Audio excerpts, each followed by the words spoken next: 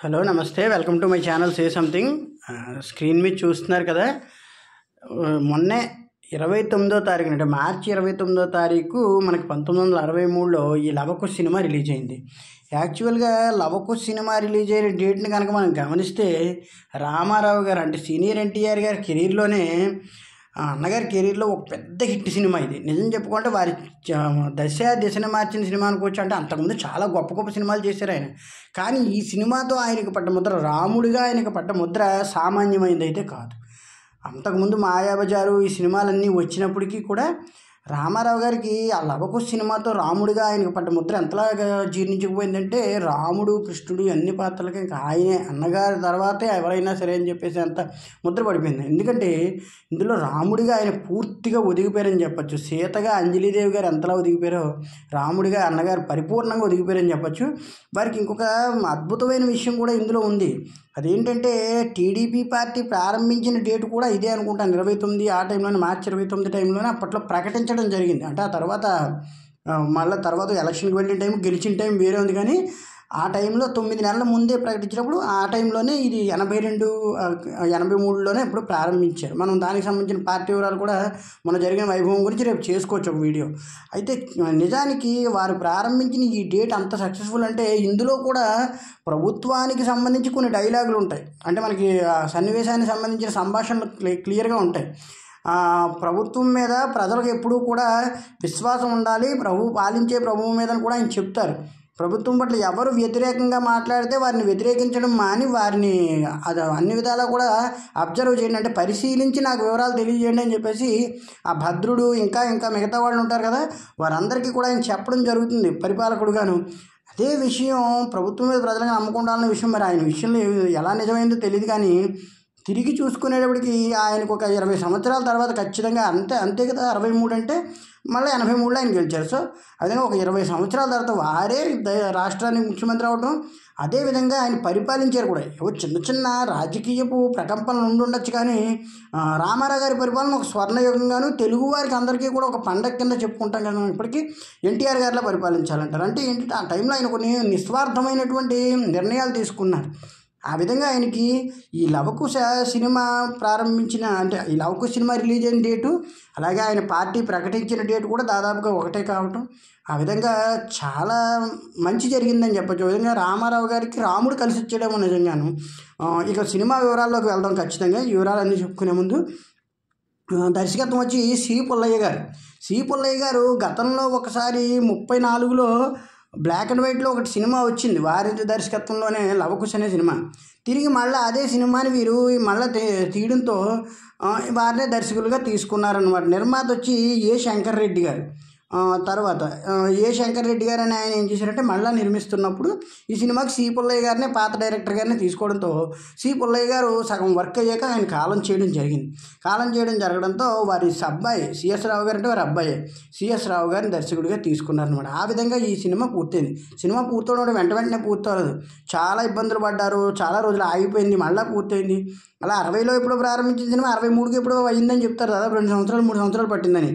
ఇంక ఈ విధంగా చూసుకుంటే దర్శకత్వం వాళ్ళిద్దరూ అలాగా తండ్రి కొడుకులు చేశారు. రచన అంటే మాటలు వచ్చి సదాశివబ్రహ్మం గారు, సముద్రాలు గారు, కొసరాజు గారు, సదాశివబ్రహ్మం గారు పాటలు రాశారు. మాటలు మాత్రం సదాశివబ్రహ్మం గారు రాశారు, పాటలు కూడా 1-2 రాశారు. సముద్రాలు గారు, కొసరాజు గారు మిగతా పాటలన్నీ కూడా రాశారనమాట. అలాగే స్క్రీన్ ప్లే కూడా పుల్లయ్య గారు, సిఎస్ రావు గారు, అంటే సి పుల్లయ్య గారు, సిఎస్ రావు గారు చేశారు. తర్వాత ఉత్తర రామాయణ ఆధారంగా తీసుకున్నారంటే చివరి కాండ అనమాట. ఉత్తర రామాయణ కాండ అంటే చివరి కాండ అనుకోవచ్చాను. తర్వాత నిర్మాత చెప్పుకున్నాం కదా.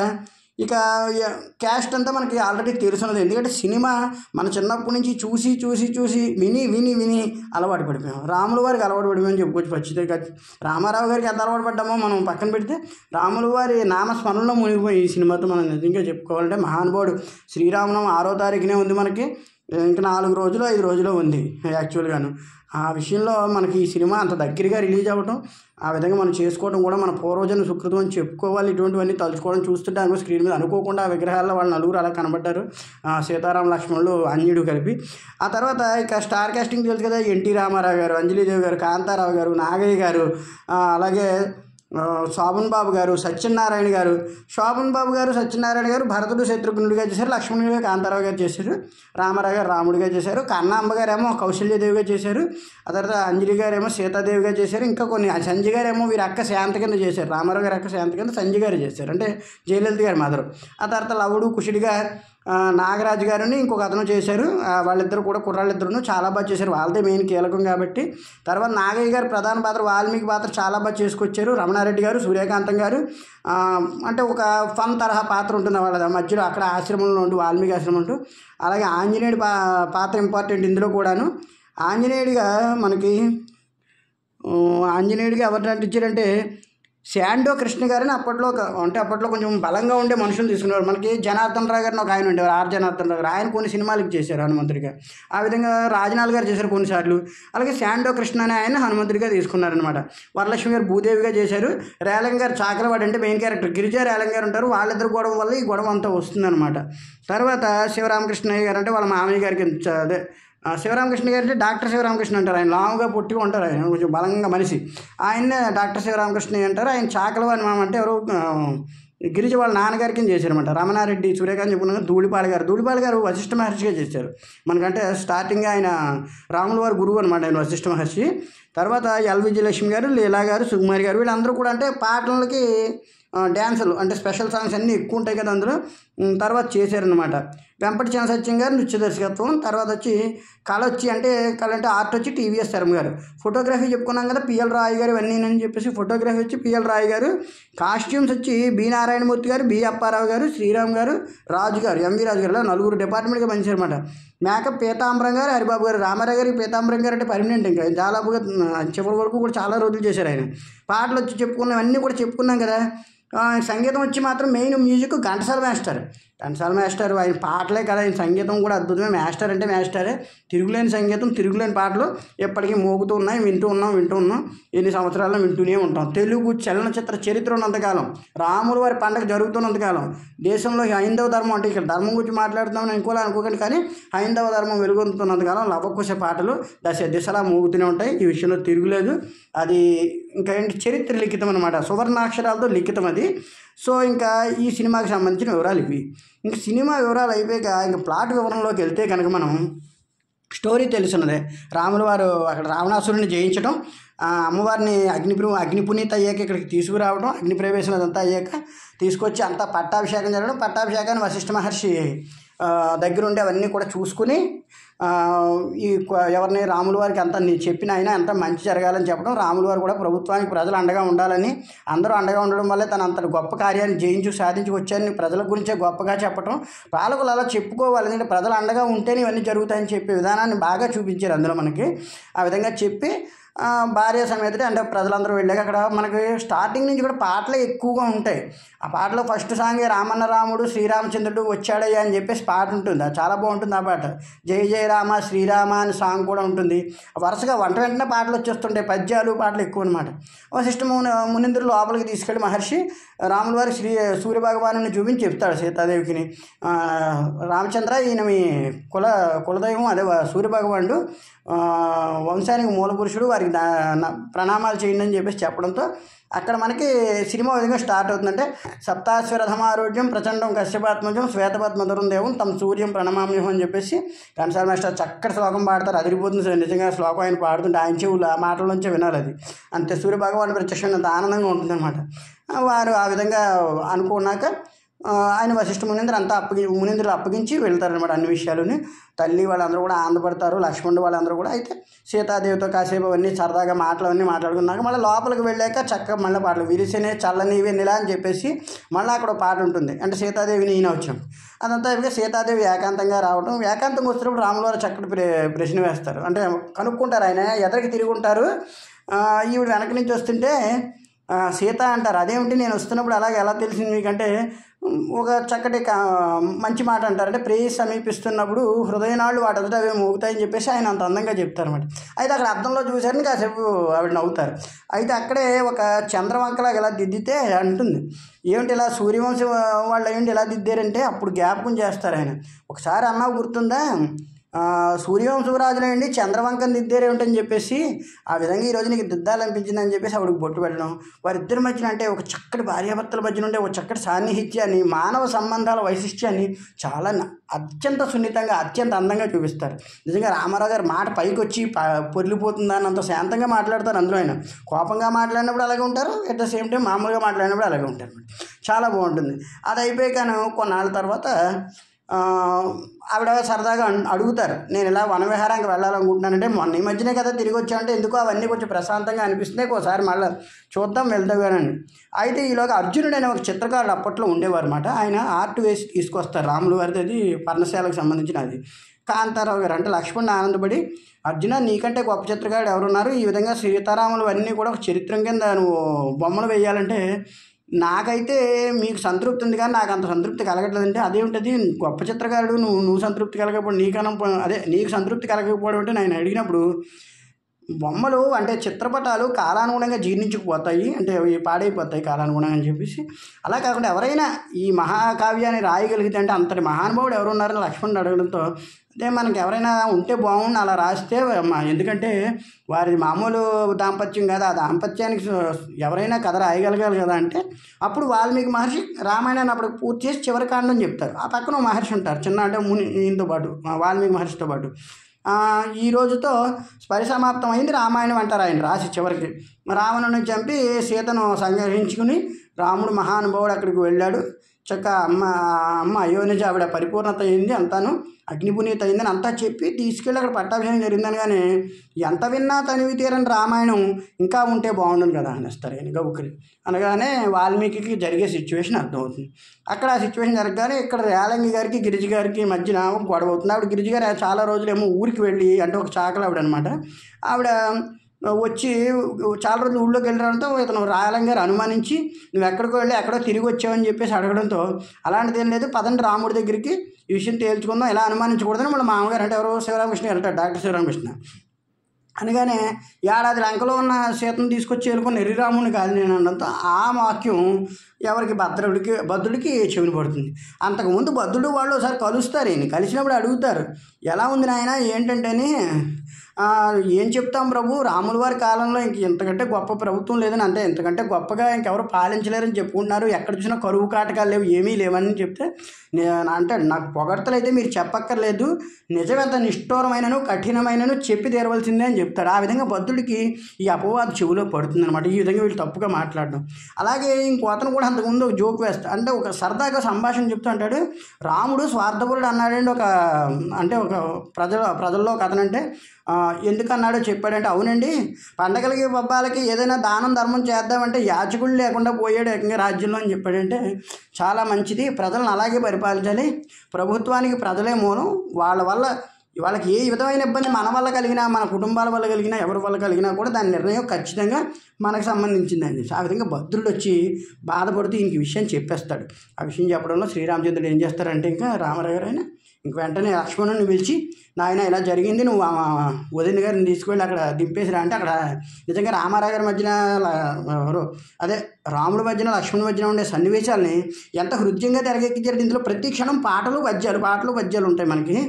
నిజంగా చాలా బాధపడతాడు ఆయన లక్ష్మణుడు కానీ, పాపం ఎందుకు అన్నా ఇంత కఠినాత్ముడు అయిపోయావు, ఏం సాధిద్దామని ఇంతలాగా అయిపోయావు అంటే, నేను చెప్పిందే వినాలి, మీరు బృచ్చులు వెళ్ళండి లేకపోతే మీరు పాలించుకోండి రాజ్యం అంటాడు. మాకంత బలం లేదన్నా, నిన్ను దాటి మేము వెళ్ళగలిగేది లేదు, నువ్వు చెప్పినట్టు చేస్తాను బాబు ఆవిడని తీసుకెళ్తాడు.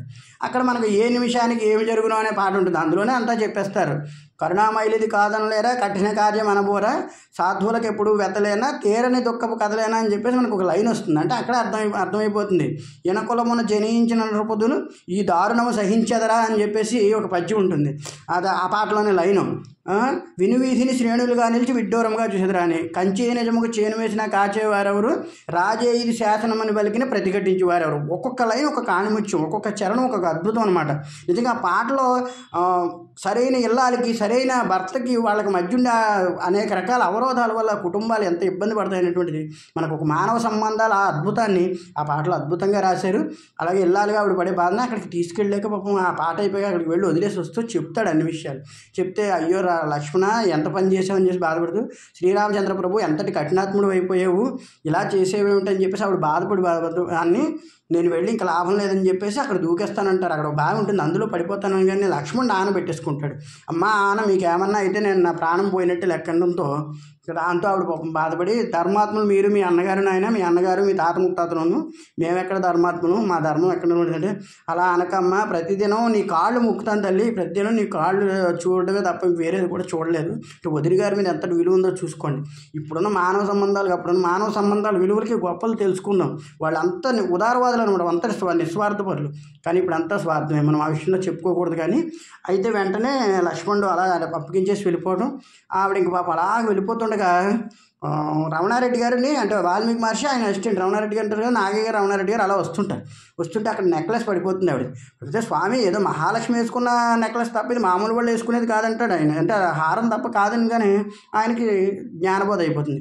మన ఆశ్రమానికి మహాలక్ష్మి వచ్చిందని చెప్పు, ఇదిగో ఇది తీసుకో అని చెప్పేసి ఈ నగదు ఇచ్చేసి వెళ్ళిపోమంటాడు. అంటే అలాగే అని చెప్పేసి అలాగే అయితే వెళ్ళి అని చెప్పేసి వెళ్తే ఆయన వచ్చి చూసి, అమ్మ జానకిదేవి ఎక్కడికి వెళ్ళిపోతున్నావు తల్లి అంటే, అప్పుడు అంటుంది, నాకు ఏముంది స్వామి, ఈ దీనిరాలకి ఎక్కడ నీ జీవితం ఉంది అంటే, జ్ఞాననిష్టతో అంతా జ్ఞానేత్రంతో అంతా తెలుసుకున్నానమ్మా, జరిగే విషయాన్ని అంతాను.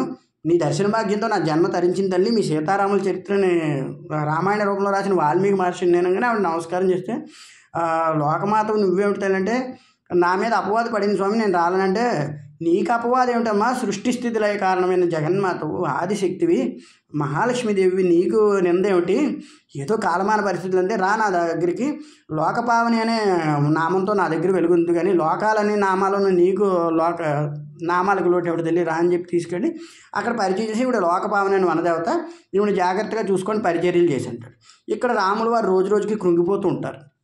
ఈ పరిచర్యలు చేస్తున్నప్పుడు ఆవిడకి ఆ విధంగా లవకుశలు పుట్టడం, మళ్ళీ ఈ రాములు వారు ఈ విధంగా నలుగుతుంటారు, ఇక్కడ అందరూ చెప్తుంటారు, అయినా పాపం డల్గా ఉంటారు.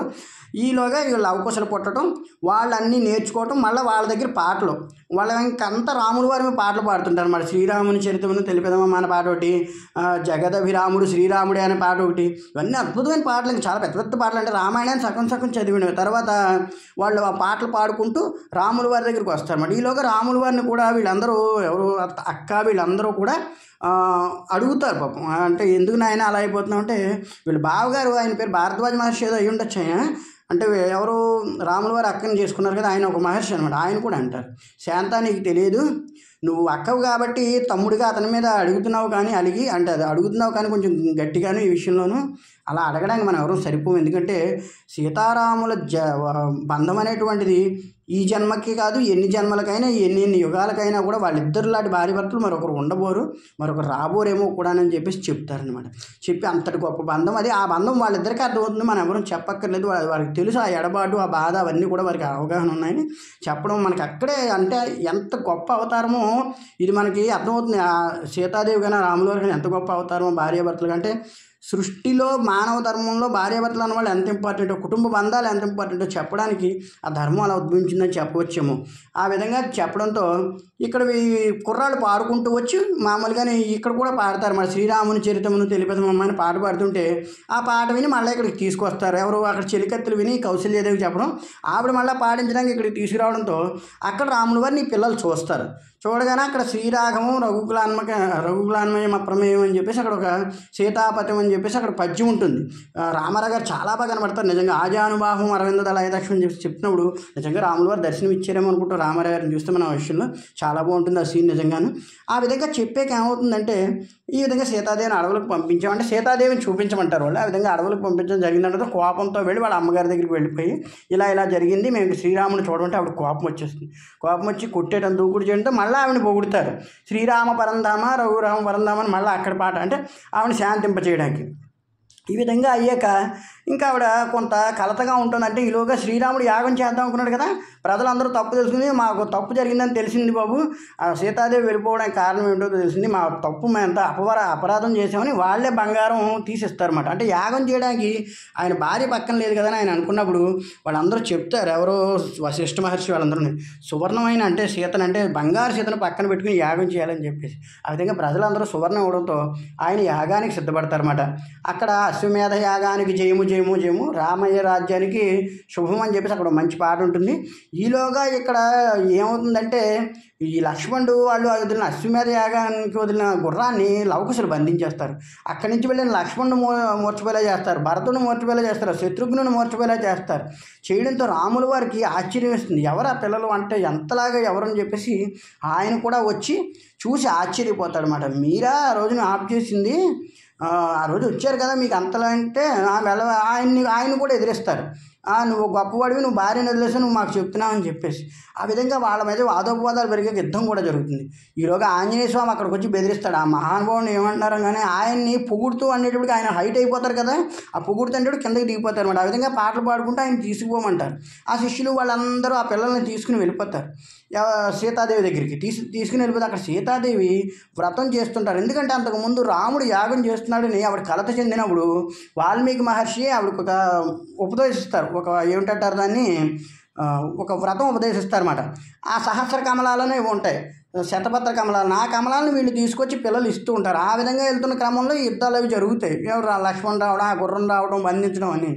అయితే ఇంక సీతాదేవికి ఆంజనేయుడు గమనించి, అమ్మ సీతాదేవిని గమనించి అడగడంతో జానకిదేవి అనడంతో వాళ్ళందరూ ఆశ్చర్యపోతారు. ఇప్పుడు మా దగ్గర ఇన్నాళ్ళు ఉన్నది సాక్షాత్తు రామచంద్రుని నెలలో జానకీదేవ, సాక్షాత్ సీతాదేవ, మహాలక్ష్మీదేవ, ఎంత గొప్ప వరం అని చూసి, అమ్మ వ్రతం పూర్తి చేయకుండా వెళ్ళకంటే, ఇంకేం వ్రతం అక్కడ తండ్రి కొడుకులు కొట్టుకుంటూ ఉంటాను, ఇంకెందుకు నేను ఇన్నాళ్ళు బట్టి కష్టపడిందని చెప్పి ఆవిడ అక్కడ పరిగెట్టగానే ఒక్కసారిగా స్వామి అని కాకేయగానే సీతాదేవిని చూసి ఆయన నిశ్చేష్టుడు అయిపోతాడు. అప్పుడు వాసిష్ఠ మహర్షి, ఆయన వాల్మీకి మహర్షి వచ్చి, కంగారు పడకమ్మ, నిన్ను చూసిన ఆనందంలో ఆయన కాసేపు నిశ్చేష్టుడు అయ్యాడని చెప్పేసి అలాగే నీళ్లు చల్లి మంత్రించి నీళ్లు చల్లడంతో రాముల వారి స్పృహలోకి వచ్చి ఒక్కసారి సీతాదేవిని అడుగుతారు. అప్పుడు అడిగి లక్ష్మణ్ అంటాడు, అమ్మ మీరు మళ్ళీ రావాలి, అయోధ్య రావాలి, పాలించాలంటే, ఎందుకు లక్ష్మణ, ఇంకా నేను ఈ విధంగా మీ రఘువంశం మెట్టినందుకు అదే ఏంటంటుంది అది, అదే భూదేవి కడుపును పుట్టినందుకు, మీ రఘువంశం పెట్టినందుకు నా జన్మ చరితార్థమైందని చెప్పి ఆవిడ అనుకొని ఆ విధంగా భూదేవి రాగానే వరలక్ష్మి గారితో పాటు ఆవిడ వెళ్ళిపోవడం జరుగుతుంది అనమాట. అక్కడ రాములు వారు చాలా ప్రయత్నిస్తారు కానీ అందరూ ప్రయత్నించి ఆవిడ వెళ్ళిపోవడంతో ఇంక పాపం ఆయన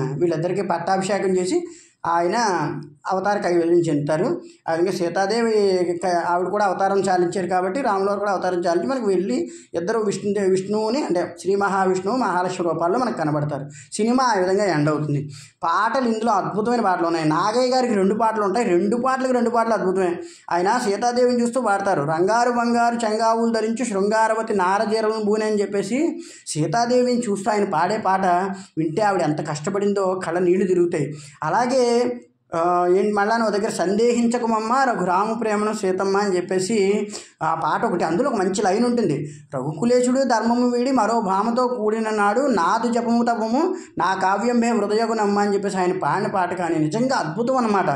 సీతారాములు అన్నవారు ఉన్నంతకాలం, లవకుశ అనే సినిమా మనం చూసినంతకాలం నిజంగా ఆ అవతారమూర్తులు అలా మనకు కనబడుతుంటారు. ఇందులో మనం రామారావు గారిని, అంజలి గారిని, వాళ్ళని చూడం, లక్ష్మణుని అదే ఎవరిని, శోభన్ బాబు గారిని, వారిని చూడం, ప్రతి ఒక్కరిలో క్యారెక్టర్ చూస్తాం. వాల్మీకిగా నాగయ్య గారు ఒదిగిపోయారు, ప్రతి ఒక్కరూ తమ పాత్రకి పరిపూర్ణ న్యాయం చేశారు. లక్ష్మణుడిగా కాంతారావు గారిని తప్ప వేరొక ఊహించుకోవాలన్నా కష్టం అవుతుంది, అంత బాగా చేశారు ఆయన.